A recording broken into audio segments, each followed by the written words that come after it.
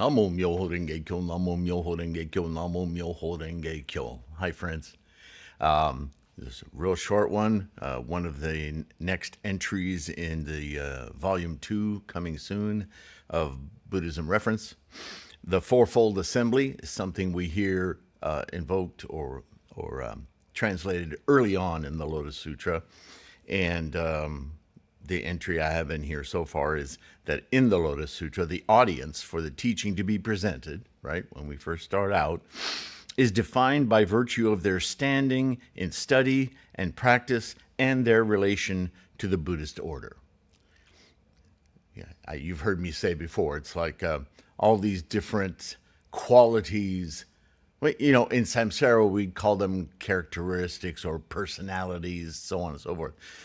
In terms of the teaching of the Dharma, these are people in different modes of or capacities of mind. Some are more studied, some study differently, some are studying while coursing in daily events as merchants, farmers, so on and so forth. Others are sequestered or have voluntarily sequestered themselves in whether it be a cave or a monastery or whatever to focus on their study for different aspects of their minds, right?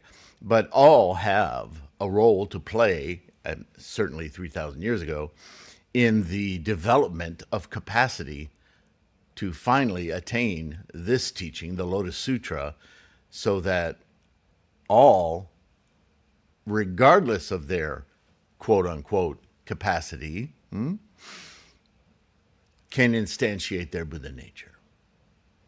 And that's quite something. So, in the Lotus Sutra, the audience for the teaching to be presented is defined by virtue of their standing in study and practice and their relation to the Buddhist order.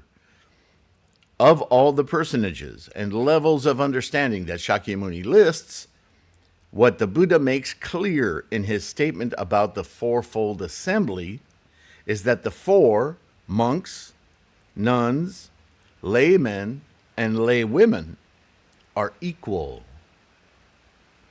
This is a very important point that brings the Lotus Sutra around full circle to Siddhartha Gautama, even before he set on his path to discover this universal truth, right?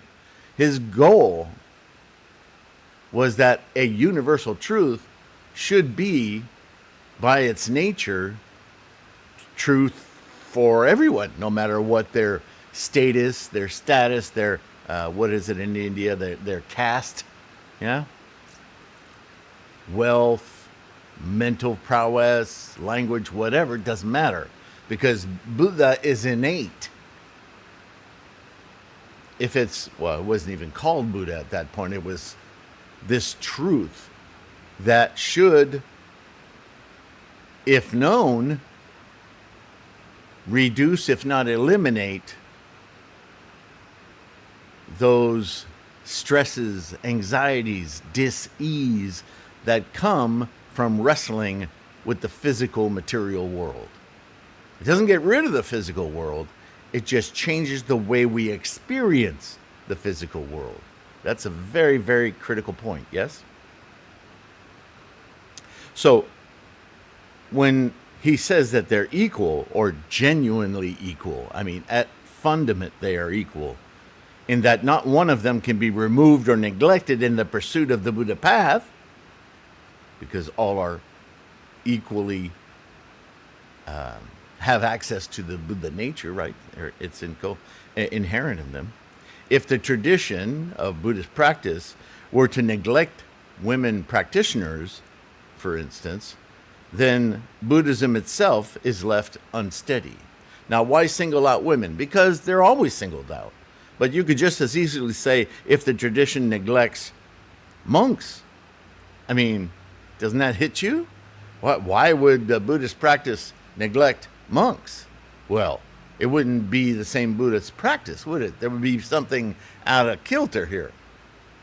It's no different if you remove women or lay women or nuns or laymen, right? We're all absolutely equal in that We all have the same access to the same universal truth that is inherent in our moment to moment existence. Yes? So that's the Fourfold Assembly.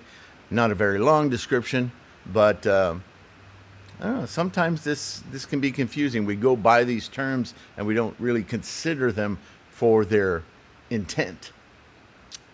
So thanks for listening. Take care of your health.